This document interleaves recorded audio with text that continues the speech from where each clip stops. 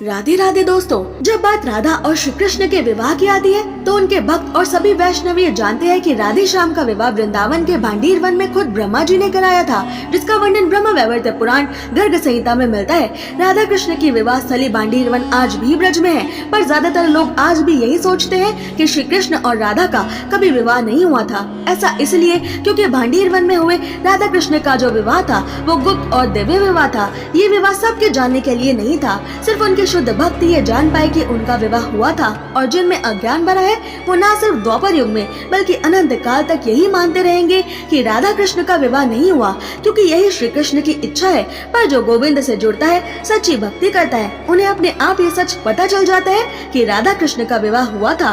दुनिया के सामने राधे श्याम ने काफी कारणों से विवाह नहीं किया, जैसे राधा कृष्ण में कोई अलग नहीं है, ये दोनों एक है, इन्हें अलग मानना या कहना पाप है। और विवाह के लिए दो लोगों की जरूरत होती है, तो राधे श्याम जब एक ही है तो वो भला खुद से ही विवाह कैसे करें। ब्रह्मा जी के द्वारा कराया गया विवाह भी राधा कृष्ण ने देवताओं और ब्रह्मा जी की इच्छा को पूरा करने के लिए किया था। इस विवाह की भी उन्हें कोई जरूरत नहीं थी, क्योंकि वो तो सदा से एक है। दूसरा कारण था श्रीदामा का श्राप, जिसकी वजह से 100 सालों के लिए राधे श्याम को अलग होना था। ये वो अच्छे से जानते थे, पर समाज के सामने विवाह के बंधन में बंध जाते तो गोविंद राधा जी को ब्रज में छोड़कर कैसे जा पाते। उन्हें राधा जी को अपनी विवाहित पत्नी के रूप में अपने साथ ले जाना पड़ता। ऐसे में दुनिया को प्रेम कौन सिखाता। वृंदावन श्री कृष्ण के जाने के बाद जिंदा कैसे रहता।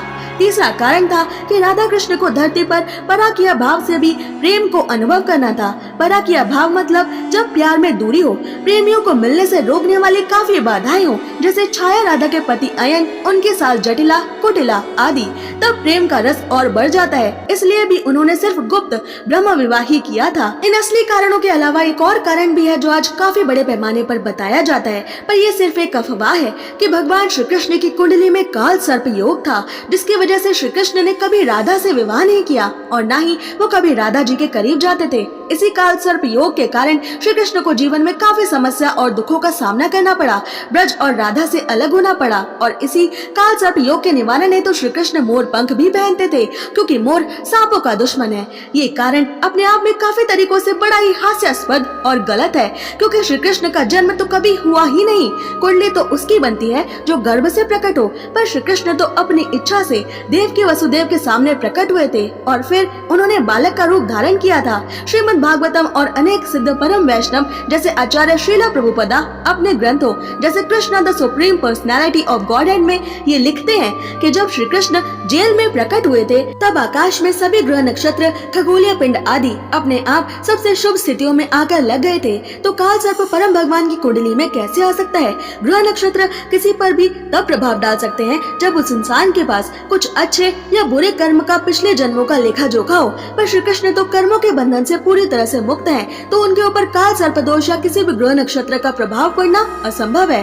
श्री कृष्ण लीला पुरुषोत्तम है, उनका हर काम एक लीला होती है। श्री कृष्ण ग्रह नक्षत्रों के बस के बाहर है। श्री हेतरिवंश महाप्रभु बताते हैं कि जो श्री कृष्ण के शुद्ध भक्ति में आ जाए उस इंसान तक का नवग्रह तो कुछ भी नहीं बिगाड़ पाते। इसलिए शुद्ध वैष्णवों की कुंडली मायने नहीं रखती, उन पर नक्षत्रों ग्रहों का कोई असर नहीं होता।